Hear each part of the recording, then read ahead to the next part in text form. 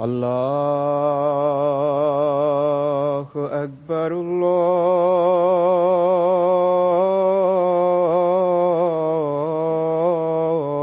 الله أكبر الله أكبر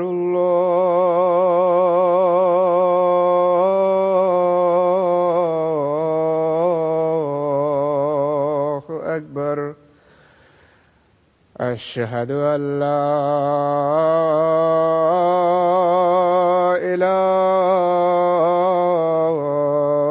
إله إلا الله أشهد أن لا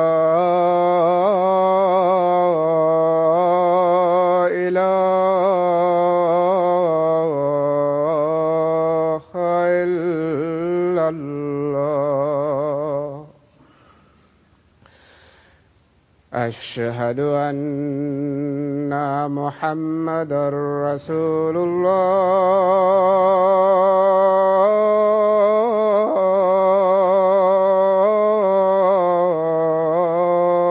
الله أشهد أن محمدًا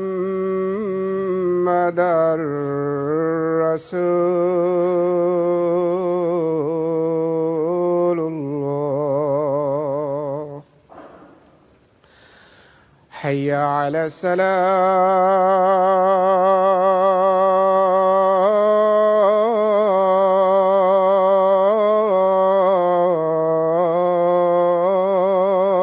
الصلاة حي على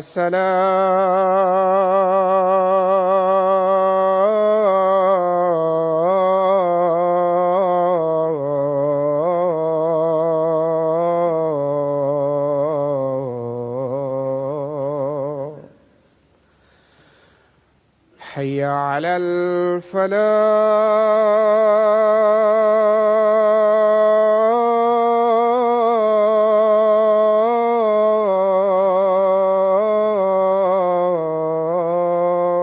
الفلاح حي على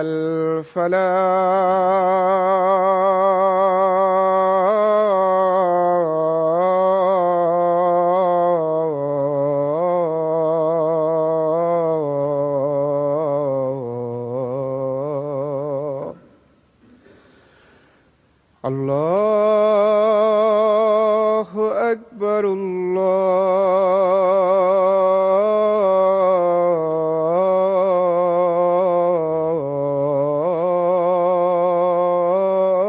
الله أكبر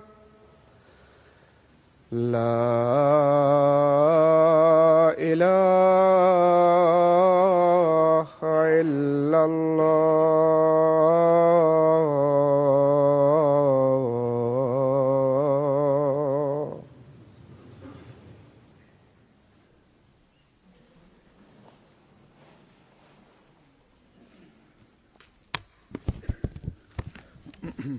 السلام عليكم ورحمة الله.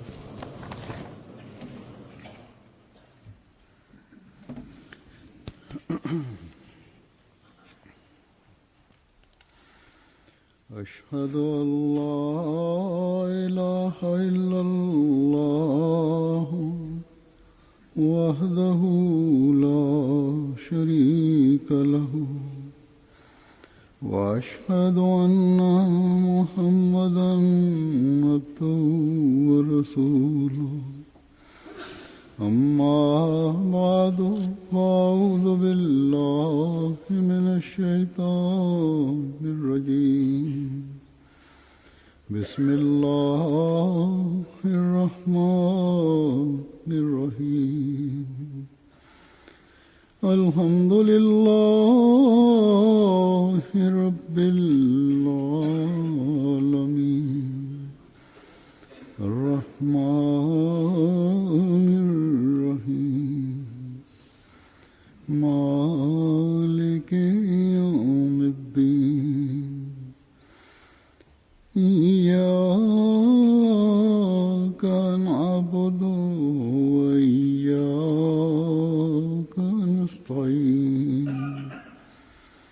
اهدنا الصراط المستقيم صراط الذين أنعمت عليهم غير المغضوب عليهم ولا الضالين.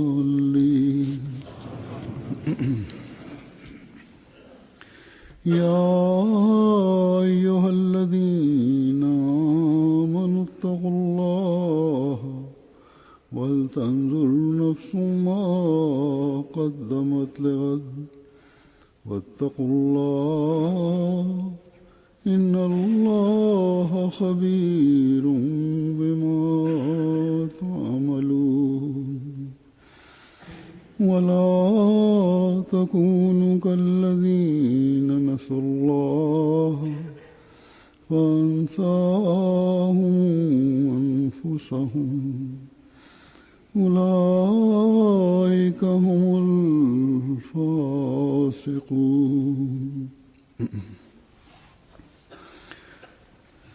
इन आयात का तर्जुमा है कि ऐ वो लोगो जो ईमान लाए हिननि आयतुनि जो तर्जुमो आहे त ऐ उहे इंसानो जन ईमान आंदो आहे अल्लाह जी तक़वा अख़्तियार कयो ऐं हर जान हीअ नज़र रखे त उहा सुभाणे जे लाइ अॻिते छा थी पई मोकिले ऐं अल्लाह जी तक़वा अख़्तियार कयो। यकीनन अल्लाह उन खां जेको तव्हां कयो था हमेशह बाख़बर रहे थो। ऐं उन्हनि माण्हुनि वांगुरु न थी वञो जन अल्लाह खे विसारे छॾियो त अल्लाह उन्हनि खे ख़ुदि पंहिंजो पाण खां गाफ़िल करे छॾियो। इहे ई बदकिरदार माण्हू आहिनि, नाफ़रमान माण्हू आहिनि।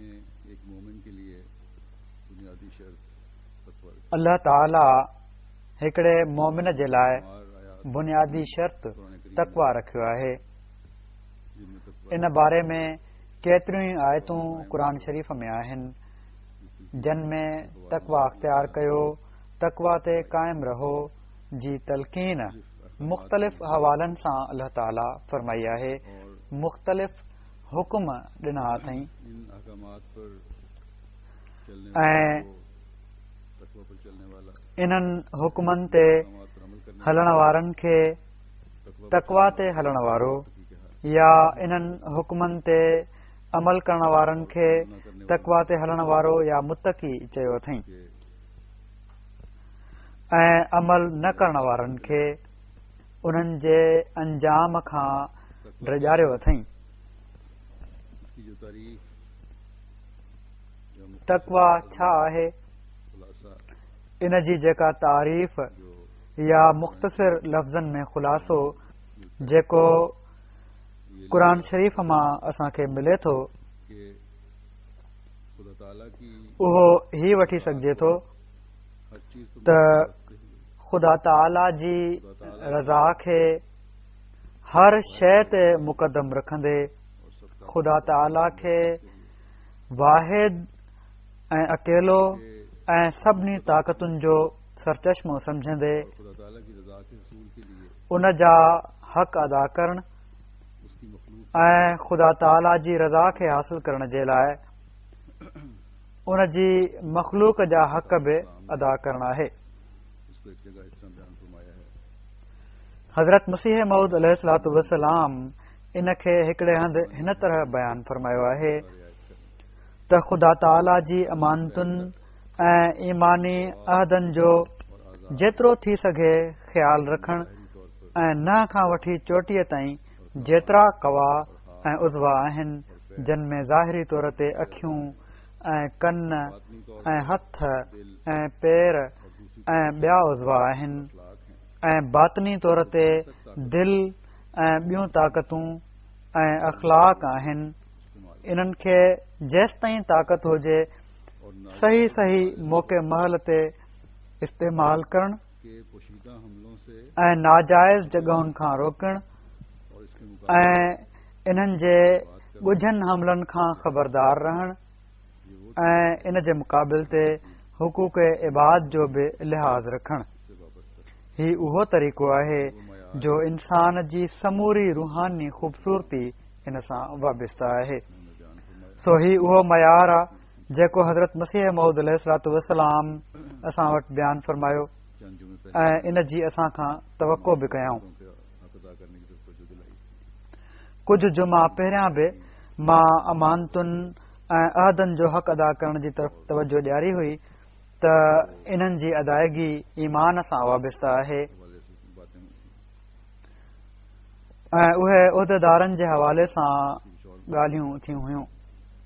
आज के इस दौर में अॼु मां ईमान लाने वालों में इन ते अञा कुझु ॻाल्हायां थो। अहमदी वो अॼोके हिन दौर में ईमान आणण वारनि मां बारीकी से अहमदी उहे ख़ुशकिस्मत आहिनि जिन खे इन बारीकीअ सां ख़ुदा ताला सां ताल्लुक़ जी तरफ़ तवजो ॾियारी वई। तो इस्लाम का हम पर एहसान है कि खोल खोल कर ही हज़रत मसीह मऊद अलैहिस्सलातु वस्सलाम जो असां ते एहसान आहे इनसे एक त खोले खोले करे ताला का इन्हनि आला दर्जनि जा रस्ता ॾेखारिनि था जिन सां हिकिड़ो मोमिन ख़ुदा ताला जो कुर्ब हासिल करे सघे थो। नेकी का मयार भी यकीनन हर इंसान जो मयार बि फिरासत जो मयार बि समझ जो मयार बि इल्म जो मयार बि मुख़्तलिफ़ हूंदो आहे। हिकु जहिड़ो नथो थी सघे हर हिक जो। और सलाहियतों की तंहिं करे हर हिक खे ही हुकुम आहे त पंहिंजनि क़ाबिलियतुनि ऐं सलाहियतुनि जी इंतिहा ताईं उसकी अमानतों अल्लाह ताला सां कयल अहद ऐं उन जी अमानतुनि जी अदायगी खे पहुचायो। हर मोमिन ये इंतहा हासिल करने की तरफ मुतवज्जह रहे। जेकॾहिं कोशिश करे हर मोमिन हीअ इंतिहा हासिल करण जी तरफ़ मुतवजह रहंदो त तक़वा जी वाटुनि ते हलण वारो ॻणियो वेंदो। कान आंख का इस्तेमाल है। हथ पेर कन अख जो इस्तेमाल आहे त इन्हनि जे सही इस्तेमाल जो हुकुम आहे।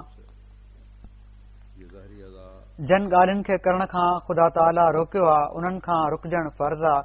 ही ज़ाहिरी उज़्व आहे सिर्फ़ मख़लूक जे हक़ जी अदायगी जे लाइ न आहिनि का हक अदा करो। त उन्हनि जे लाइ सिर्फ़ हुकुम आहे त इन्हनि सां मख़लूक जो हक़ अदा कयो अगर हक अदा नहीं करते या अदायगी है। जेकॾहिं हक़ अदा नथा पिया कयो बल्कि बहुत हक़ जी अदायगी नाहे त तव्हां खां पुछाणो थींदो। भला केतिरा ई अहिड़ा कम आहिनि जिन जो मख़लूक सां सौ सिधो तालुक़ नाहे हूंदो कोई नुकसान या फ़ायदा भी नहीं पहुंच रहा। ऐं उन्हनि सां मख़लूक खे को नुक़सान या फ़ाइदो बि नाहे पहुची रहियो हूंदो। तो इंसान जेकॾहिं असीं गहरी नज़र सां ॾिसूं त को ही उसका फ़ायदा इंसान जी नुकसान पहुंच रहा होता है। पंहिंजी ज़ात खे ई उन जो फ़ाइदो या नुक़सान पहुची रहियो हूंदो आहे जेके के अमल इंसान कंदो आहे। उसके करने या ना करने का हुक्म दिया है। पर अल्लाह ताला करने का हुक्म है। उन जे करण या न करण जो हुकुम ॾिनो आहे। अल्लाह ताला जिन जे न करण जो हुकुम आहे उन्हनि खे करे इंसान अल्लाह ताला जी क़ाइमु कयल हदुनि खे उरांघे रहियो हूंदो आहे उनको तोड़ रहा होता ऐं अहिड़ी तरह अल्लाह ताला जेके पंहिंजा हक़ क़ाइमु कया आहिनि उन्हनि खे टोड़े रहियो हूंदो आहे ऐं जिन खे करण जो हुकुम आहे उनखे न करे अल्लाह ताला जी इताअत खां ॿाहिरि निकिरी रहियो हूंदो आहे इंसान। है। इंसान किसी काम सो इंसान या कंहिं कम में बि इंसान या को अल्लाह ताला के इंसान करके कंहिं बि कम खे अल्लाह ताला जे हुकुम जे ख़िलाफ़ ताला की करे या न करे ख़ुदा ताला जूं हदूं उरांघे और जूं जूं तक़वा खां परे हटजंदो वेंदो आहे ऐं जीअं जीअं शैतान तक़वा खां परे थींदो आहे इसलिए हज़रत शैतान जी झोलीअ में इंसान किरंदो वेंदो आहे। कि एक मोमिन ना सिर्फ ये तंहिं करे हज़रत मसीह मऊद अलैहिस्सलातु वस्सलाम ही फरमायो आहे त हिकिड़ो मोमिन न सिर्फ़ ही त अल्लाह ताला जी मर्ज़ी जे ख़िलाफ़ कमु न करे बल्कि शैतान जेको लिकी हमिलो कंदो रहंदो आहे हर वक्त इसकी नजर हो शैतान उन्हनि हमलनि खां बि आगाह रहे। हर वक़्तु उन जी नज़र हुजे शैतान जे हमलनि जी तरफ़ इस हक़ाइक़ त किथे उन ते हमिलो न करे ॾेहू ऐं पोइ इन आगाह रहण जे करे शैतान जे ॻुझनि हमलनि खां पंहिंजो पाण खे बचाए। और शैतान के हमले मुख्तलिफ तरीकों से होते हैं। इस ज़माने ऐं शैतान जा हमला मुख़्तलिफ़ तरीक़नि सां थींदा आहिनि। हिन ज़माने में ईजादुनि में बि केतिरियूं अहिड़ियूं आहिनि जेके ख़ुदि इंसान खे नुक़सान पहुचाए रहियूं हूंदियूं आहिनि। उन्हनि जे सुठनि मक़सदनि जे बदिरां जहाँ शैतान के उहे अहिड़नि कमनि जे लाइ इस्तेमालु थी रहियूं हूंदियूं आहिनि जिथे शैतान जे हमले जो ख़तरो आहे या शैतान जो हमलो थी रहियो हूंदो आहे। बुरा असर डाल रही हो। इबादतुनि खां परे वठी वञी रहियूं हूंदियूं आहिनि। अख़लाक ते बुरो असर विझी रहियूं हूंदियूं आहिनि। बज़ाहिर इंसान सम्झंदो आहे त ही मुंहिंजा ज़ाती मामला आहिनि, कंहिंजो छा वञे, रात गए तक त मां जुआ थो खेॾां या राति जो देर ताईं इंटरनेट ते फिल्मूं थो ॾिसां या टीवी थो ॾिसां या अहिड़े क़िस्म जा ॿिया थो कम कयां या के ग़लति कम इंसान कंदो आहे। केतिरा ई अहिड़ा आहिनि किसी को उनसे गरज नहीं होनी चाहिए। ऐं उन जे ख़्याल में कंहिंजो उन्हनि सां छा वञे, छो त हू कंहिंखे सौंसदो नुक़सान नथियूं पियूं पहुचाइनि। की मर्जी के मुताबिक पर जेको ग़लति कमु आहे, के खिलाफ जेको अल्लाह ताला जी रज़ा जे मुताबिक़ नाहे, उन जी मर्ज़ीअ जे ख़िलाफ़ आहे, उहो उनखे पोइ अल्लाह ताला जी इबादत खां बि परे वठी वेंदो आहे। अदा करने से भी अल्लाह ताला जा हक़ अदा करण खां बि परे वठी वेंदो आहे ऐं ॿाननि जा हक़ अदा करण खां बि परे वठी वेंदो आहे। जुआ, इंटरनेट, हिननि मुल्कनि में गंदी और लगो शराब, जुआ, इंटरनेट, जहाँ गंदा ऐं लॻव फिल्म आहिनि, ग़लति दोस्तियूं आहिनि, नौजवानों को जिथे घरनि खे बर्बाद करे रहियूं हूंदियूं आहिनि, उते नौजवाननि खे ग़लति रस्ते ते हलाए ख़ुदा ताला जी ज़ात ते ईमान खां बि हटाए मुआशरे का मुआशरे जो नासूर बणाए रहियूं हूंदियूं आहिनि। मुस्तकिल बीमारी बन रहे हैं वो लोग हिकिड़ी मुस्तकिल बीमारी बणिजी रहिया आहिनि उहे माण्हू। कि तुम्हारे हर उस सो ख़ुदा ताला फरमाए थो त तव्हांजे हर उज़वे जो ऐं हर सोच जो अल्लाह ताला जी रज़ा जे मुताबिक़ तकवा में बढ़ाएगा। ऐं मौक़े महल ते इस्तेमाल तव्हांखे तकवा में वधाईंदो गोद में फेंक देगा। ऐं इन जे ख़िलाफ़ और जो शैतान अमल गोद में गिरता तव्हांखे शैतान जी झोली में उछले छॾींदो नुकसान उठाने वालों से ऐं जेको शैतान जी झोली में किरंदो आहे इन आयात उहो यकीनन नुक़सान में पवण वारनि मां हूंदो आहे। हिननि आयतुनि में ताला फरमाता है हाणे तर्जुमो बि तव्हां ॿुधी वरितो आहे। इन्हनि में ख़ुदा ताला फरमाए थो त ईमान आणण खां बाद तकवा अख़्तियार कयो, ए मोमिनो जन ईमान आंदो आहे, अल्लाह जी तकवा अख़्तियार कयो। और आसानियाँ और आसाइशें ही दुनिया तुम्हारा सब कुछ ना ऐं इन जूं रंगीनियूं, बल्कि ये देखो सुख सहूलतूं ऐं सुख तव्हांजो सभु कुझु न हुजनि, बल्कि ही ॾिसो त अल्लाह ताला जी रज़ा जी ख़ातिर तव्हां कहिड़ा अमल कया आहिनि। अल्लाह ताला जी रज़ा जी ख़ातिर कयल अमल ई आहिनि जेके अॻिले जहान में कमु अचणा आहिनि या अॻिले जहान में कमु ईंदा आहिनि। और लज्जतें दुनिया जूं समूरियूं रंगीनियूं ऐं मज़ा ऐं लज़तूं ऐं सुख हिन ई दुनिया में रहिजी वञणा आहिनि।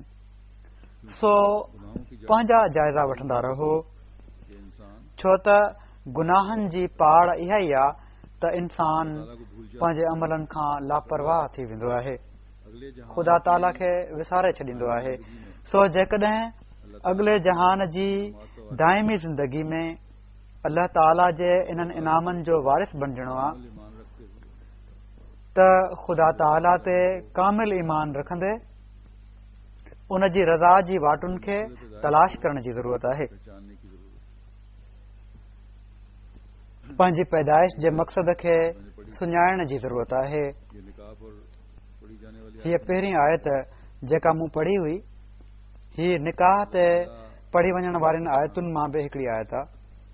इंसान को अल्लाह ताला हिन जहान में की तरफ इंसान खे बुला रहा है। ख़ुदि आईंदा ज़िंदगी जे फ़िक्र जी तरफ़ तवजो ॾियारे पियो थो। पैदा होने वाली नस्ल की तरबियत और उनको दुनिया के बजाय उते आईंदा पैदा थियण वारे नस्ल जी तरबियत ऐं उन्हनि खे दुनिया जे बदिरां नेकिन में अॻिते वधण जी तरफ़ तवजो ॾियारण जो बि इरशाद फरमाए रहियो आहे। ही ख़ासि तौर ते ही जेके आयतूं आहिनि निकाह में पढ़ियूं वञण वारियूं उन्हनि मां हिकिड़ी आयत आहे, नेक औलाद छो त की रज़ा को हासिल नेक औलाद अल्लाह ताला जी रज़ा खे हासिल करण जी कोशिश करण वारी औलाद वहाँ जिथे पंहिंजी आकबत सुधारण वारी हूंदी और उनकी दुआएं उते नेक औलाद जा अमल ऐं उन्हनि जूं दुआऊं लिए जो दुआएं पीउ माउ जे लाइ जेके दुआऊं हू घुरी रहिया आहिनि दर्जात अगले जहान में भी बुलंद पीउ माउ जा बाइस बन रही रुतबा अॻिले जहान में बि बुलंद करण जो बाहिस बणिजी रहियूं हूंदियूं। के मौके पर ये बात याद रखो सो अल्लाह ताला फरमाए थो त पंहिंजी शादी जे मौके ते बि हीअ ॻाल्हि यादि रखो आसाइशें त दुनिया ऐं इन जा समूरा सुख ऐं सहूलतूं शादी मज़ा ऐं लज़तूं वक़्ती शइ आहिनि। लज़ा शादी ऐं दुनियावी मेलाप खुदा ताला ही सभु वक़्ती लज़तूं आहिनि। असली लज़त दुनिया में भी ख़ुदा ताला जी रज़ा खे हासिल करण में आहे मिलती फल एक मोमिन के जेका हिन दुनिया में बि मिलंदी आहे ऐं इन जा समर हिकिड़ो मोमिन पोइ अॻिले जहान में बि खाईंदो आहे। मुख़्तलिफ़ रंग में अल्लाह ताला सो हिकिड़े मोमिन खे बार बार मुख़्तलिफ़ रंग में अल्लाह ताला तंबीह ऐं तलक़ीन फरमाए थो त ख़ुदा ताला खे कॾहिं बि न विसारियो, जो इस जहान को तक़वा ते क़ाइमु रहो, अहिड़ा अमल कयो जेके हिन जहान खे बि ऐं अॻिले जहान खे बि सुधारण वारा हुजनि। इस जहान में भी तुम अल्लाह ताला की रज़ा हासिल करने वाले बनो और आइंदा ज़िंदगी में भी हिन जहान में बि तव्हां अल्लाह ताला जी रज़ा हासिल करण वारा बणिजो ऐं आईंदा ज़िंदगी में बि अल्लाह ताला जी रज़ा हासिल करण वारा बणिजो। ऐं यादि रखो नज़र त अल्लाह ताला तव्हांजे हर अमल जी ख़बर रखण वारो आहे। उन जी नज़र खां इंसान जो रखा जा रहा को नंढे खां नंढो अमल बि ॻुझो नाहे। हर अमल जो हिसाब किताब रखियो पियो थो वञे, तंहिं करे इंसान खे तमामु एहतियात सां हिन दुनिया में पंहिंजा कदम खणण जी ज़रूरत आहे। है तकवा की राहों ईमान आणण ऐं ईमान जी दावा करणु सिर्फ़ काफ़ी नाहे, बल्कि तकवा जी वाटुनि जी ॻोल्हा ऐं उन्हनि ते अमल ज़रूरी आहे। हज़रत मसीह मऊद अलैहिस्सलातु वस्सलाम इस्लाम में हकीकी जिंदगी हिकिड़ी मजलिस में फरमाइनि था त इस्लाम में सची ज़िंदगी हिकिड़ो मौत चाहे थी जेको कौड़ो आहे, हदीस में पर जेको उन खे क़बूल करे थो आख़िर उहो ई ज़िंदह थींदो आहे। हदीस में आयो आहे त इंसान दुनिया जी ख़्वाहिशुनि ऐं लज़तुनि खे ई जन्नत सम्झंदो आहे, हालांकि उहो दोज़ख आहे ऐं सईद माण्हू ख़ुदा जी वाट में तकलीफ़ खे क़बूल कंदो आहे ऐं उहा ई जन्नत हूंदी आहे। इन में को शक नाहे त दुनिया फ़ानी आहे ऐं सभु मरण जे लाइ पैदा थिया आहिनि।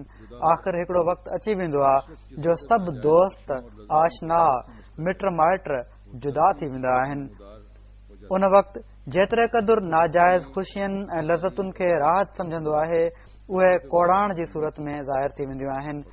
सची ख़ुशहाली ऐं राहत तकवा खां बग़ैर हासिल नाहे थींदी ऐं तकवा ते क़ाइमु थियणु ॼण त ज़हर जो प्यालो पीअणु आहे, यानी बज़ाहिर तमामु ॾुखियो कमु आहे।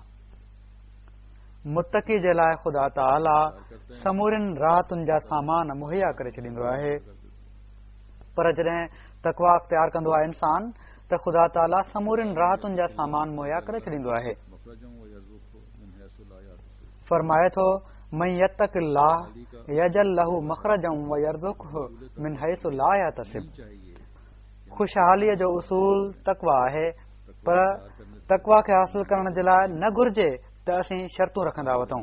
तकवा अख़्तियार करण सां जेको घुरंदो मिलंदो। ख़ुदा ताला रहीम ऐं करीम आहे। तकवा अख़्तियार कयो, जेको चाहींदो हू ॾींदो। क्यों करें यानी शर्त ही न रखणु घुर्जे त अल्लाह ताला असांखे ही ॾे त असीं नेकियूं कयूं, बल्कि नेकियूं कयो, तकवा अख़्तियार कयो, अल्लाह ताला जो कुर्ब हासिल कयो, पोइ अल्लाह ताला सां अहिड़ो तालुक़ पैदा थी वेंदो आहे जो जेको घुरो उहो ॾींदो बि आहे। अल्लाह अल्लाह ताला की हर किस्म के इनाम सो तकवा ते हलण सां हासिल करने इंसान अल्लाह ताला जे हर क़िस्म जे इनामनि खे हासिल करण वारो बणिजी सघे थो, बणिजी वेंदो आहे।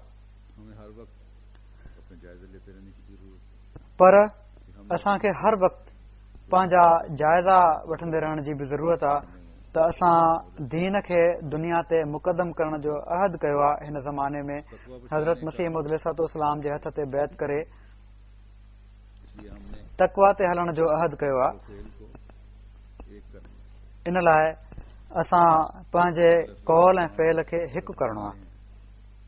कि तकवा का हज़रत मसीह मौद अलैहिस्सलाम हिकिड़े हंधि फरमाइनि था उसे वही तय कर तकवा जो मरहलो तमामु ॾुखियो आहे, उनखे उहो ई तय करे सघे थो जेको ख़ुदा ताला जी मर्ज़ी ते हले, जेको हू चाहे उहो करे, पंहिंजी मर्ज़ी न करे। हासिल करना चाहे तो हरगिज़ ना हो, ॾेखार सां चीज नहीं कि बनावट से को हासिल करणु चाहे त हरगिज़ न थींदो।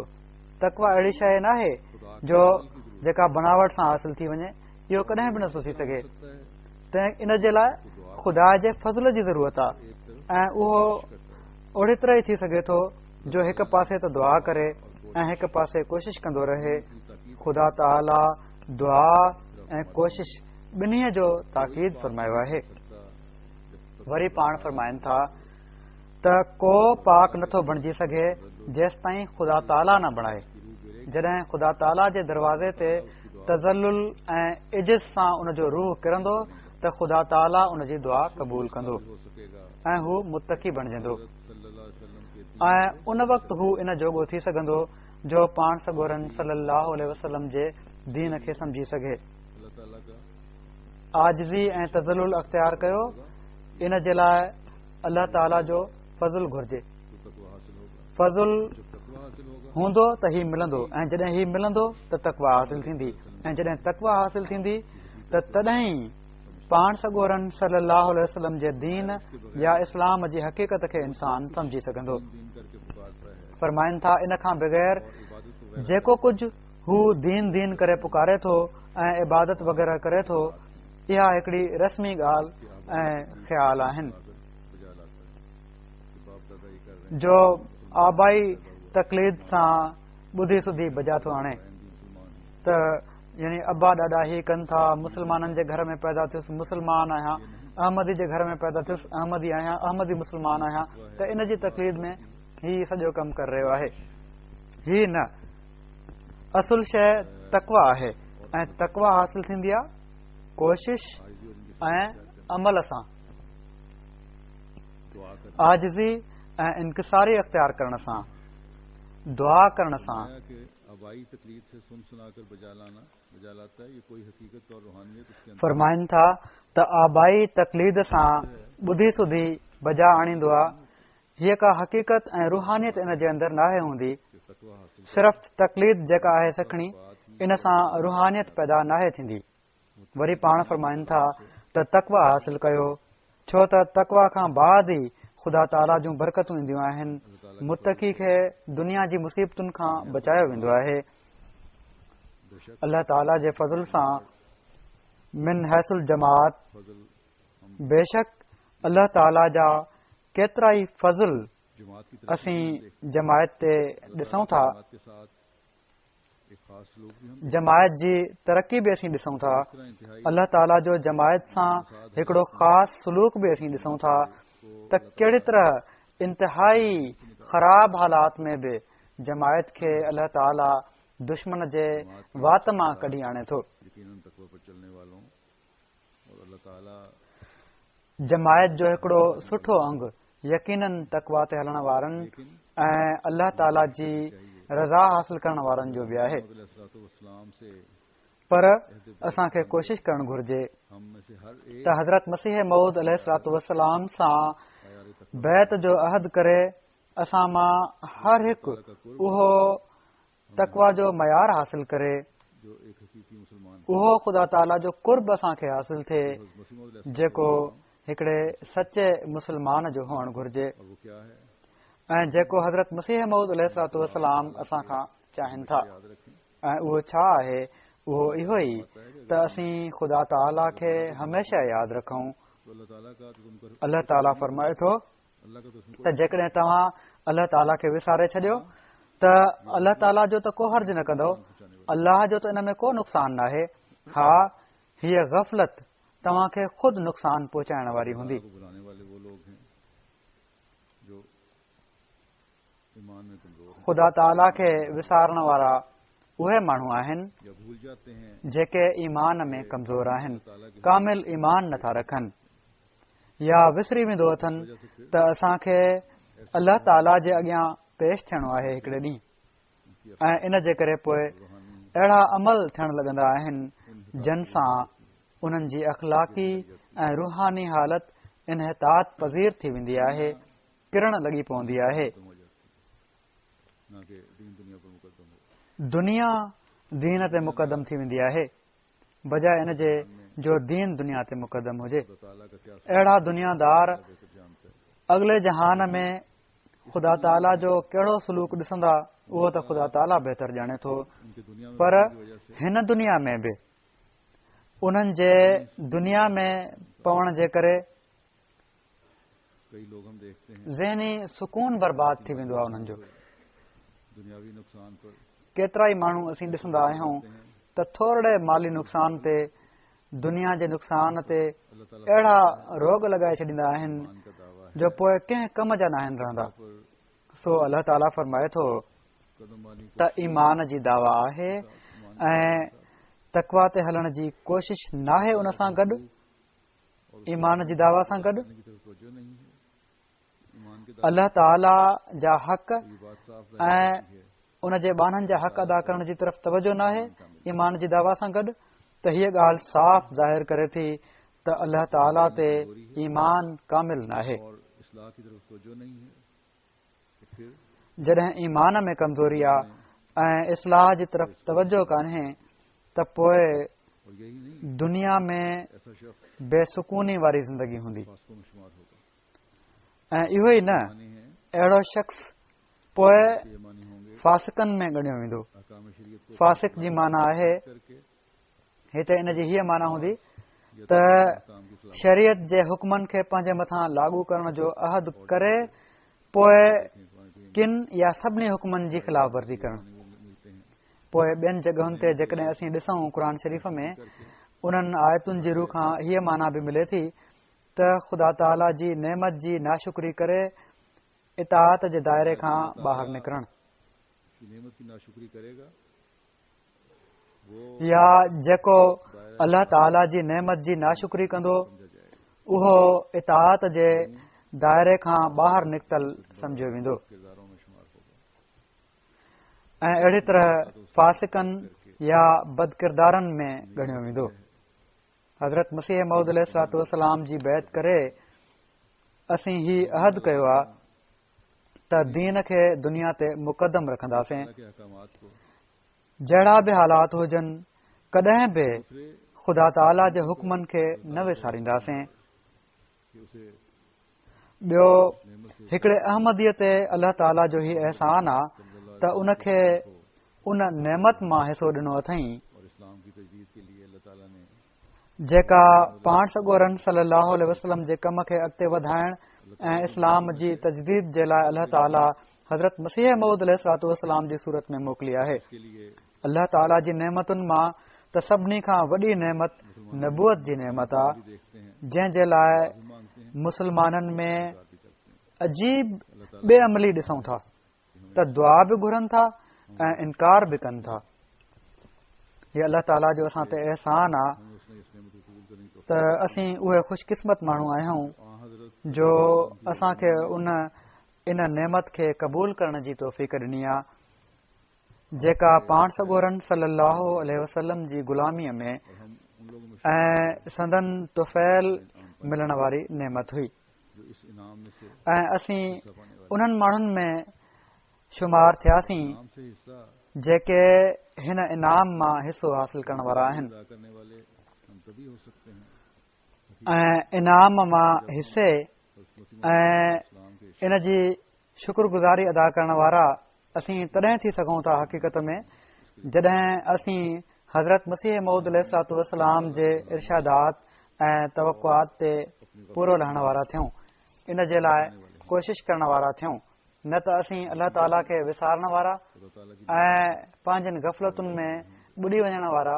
थींदासीं हमें हमेशा ऐं नतीजतन याद रखना चाहिए ख़ुदा ताला जी नाराज़गी कमाइण वारा थींदासीं सलाम अपने आका व मुताबिक असांखे हमेशह यादि रखणु घुर्जे वसल्लम त हज़रत मसीह मऊद अलैहिस्सलातु वस्सलाम तौहीद के पंहिंजे आका ऐं मुता हज़रत मोहम्मद रसूलुल्लाह सल्लल्लाहु अलैहि वसल्लम जी ग़ुलामी में तौहीद जे क़याम जे लाइ ऐं अलाह ताला जे वजूद खे साबित करण जे लाइ आया हुआ पर कामिल यकीन ऐं और उसकी रजा सची तक़वा बि ओड़ी महिल ई क़ाइमु थींदी आहे जॾहिं ख़ुदा ताला जी वहदानियत ते कामिल यकीन हुजे ऐं उन जी रज़ा मक़सूद ऐं मतलूब हुजे हकीकी तक ऐं ख़ुदा ताला जी तौहीद में इंसान गुम थी वञे मुस्लिम ऐं जॾहिं ही थी वञे त सही तक़वा इंसान में पैदा थींदी आहे इस बात का नाम नहीं कि मुंह से ला इलाहा हज़रत मसीह मऊद अलैहिस्सलातु वस्सलाम हिकिड़े हंधि फरमाइनि था इल्लल्लाह कहें त तौहीद सिर्फ़ इन ॻाल्हि जो नालो नाहे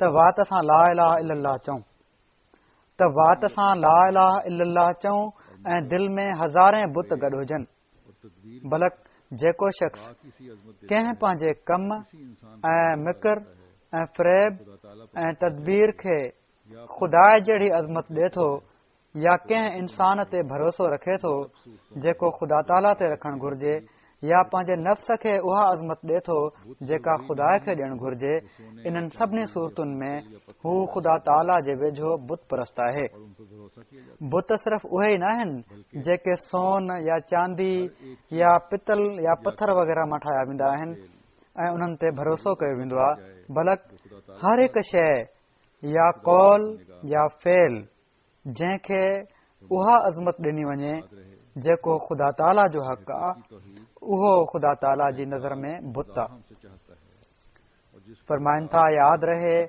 त सची तौहीद जंहिंजो इक़रार ख़ुदा सां खां चाहे थो ऐं जंहिंजे इक़रार सां निजात वाबिस्ता आहे ही आहे त ख़ुदा ताला खे पंहिंजी ज़ात में हर हिकु शरीक खां तोड़े बुत हुजे तोड़े इंसान हुजे तोड़े सिज हुजे या चंड हुजे या पंहिंजो नफ़्स या पंहिंजी तदबीर मिकर फ़रेब हुजे पाक सम्झणु ऐं उन ते को क़ादिर न सम्झणु यानी ये हमेशा याद रखना कि को राज़िक न मञणु चीज से को मुइज़ ऐं मुज़िल न सम्झणु दुनिया की यानी ही हमेशा यादि रखणु त अल्लाह ताला हर शइ खां बाला आहे ऐं दुनिया जी का शइ कोई इंसान न हर इज़त ऐं ज़िलत जेका इंसान खे मिले थी उहा बि अल्लाह ताला जे हथ में आहे को इंसान न कंहिंखे मुअज़्ज़िज़ बणाए सघे थो न ज़लील करे सघे थो इज्जत देने वाला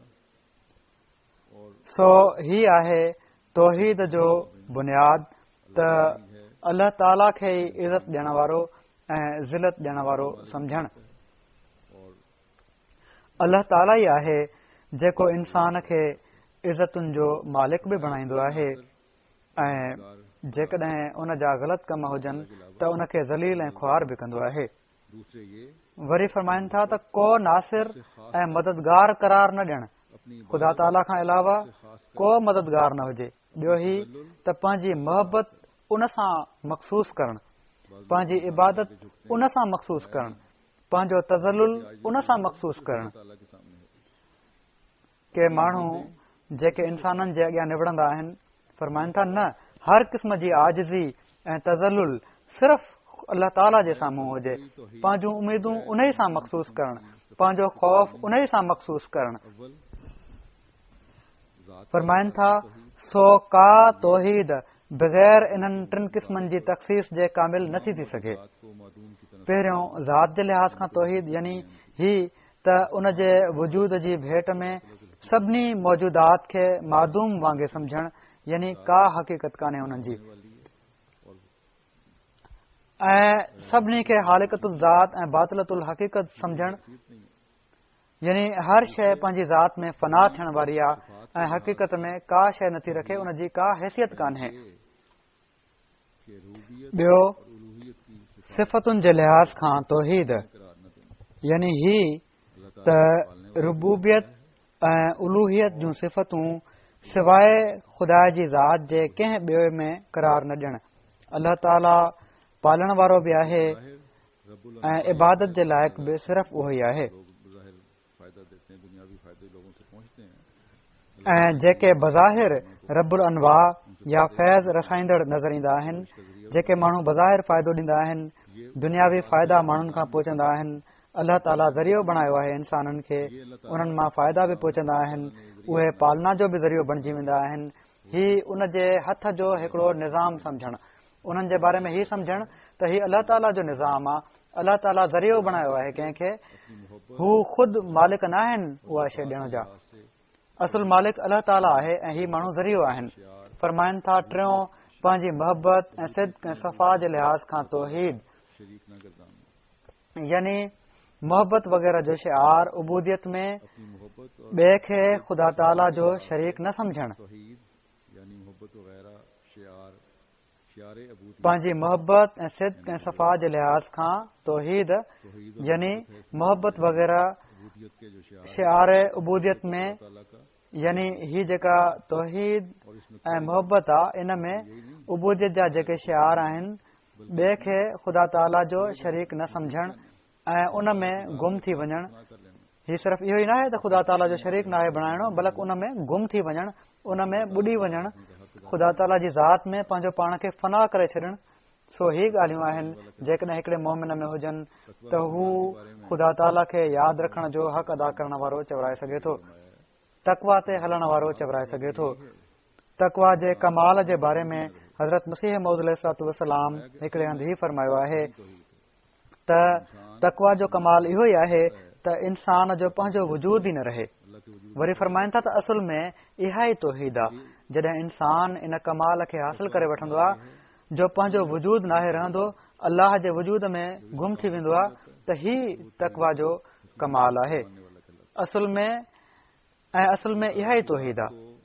जॾहिं इन मुक़ाम ते पहुची वेंदो आहे त हू तौहीद खे, सची तौहीद खे मञण वारो चवराईंदो आहे। सो अल्लाह ताला जी ज़ात खे हर शइ ते मुक़दम करे वठणु इहा ई तक़वा आहे ऐं इहो ई तौहीद ते क़ाइमु थियणु आहे। अल्लाह ताला असांखे ही मयार हासिल करण जी तौफ़ीक़ अता फ़रमाए।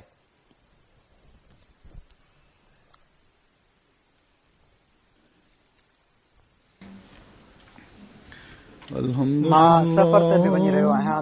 अल्हम्दुलिल्लाह नहमदुहु व नस्तईनुहु व नस्तगफिरुहु व नुमिनु बिही व नतवक्कलु अलैहि व नऊज़ु बिल्लाहि मिन शुरूरि अनफुसिना व मिन सय्यिआति अअमालिना। من يهده الله فلا مضل له ومن يضلله فلا هادي له ونشهد أن لا إله إلا الله ونشهد أن محمدا عبده ورسوله। मैं सफ़र पे भी जा रहा हूँ, दुआ करें अल्लाह ताला इसको हर लिहाज से बरकत फरमाए।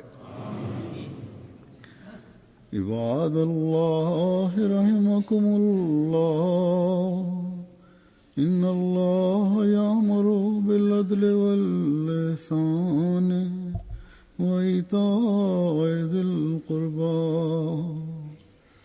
وينهى عن الفحشاء والمنكر والبغي يعظكم لعلكم تذكرون اذكروا الله يذكركم وادعوه يستجب لكم ولذكر الله أكبر.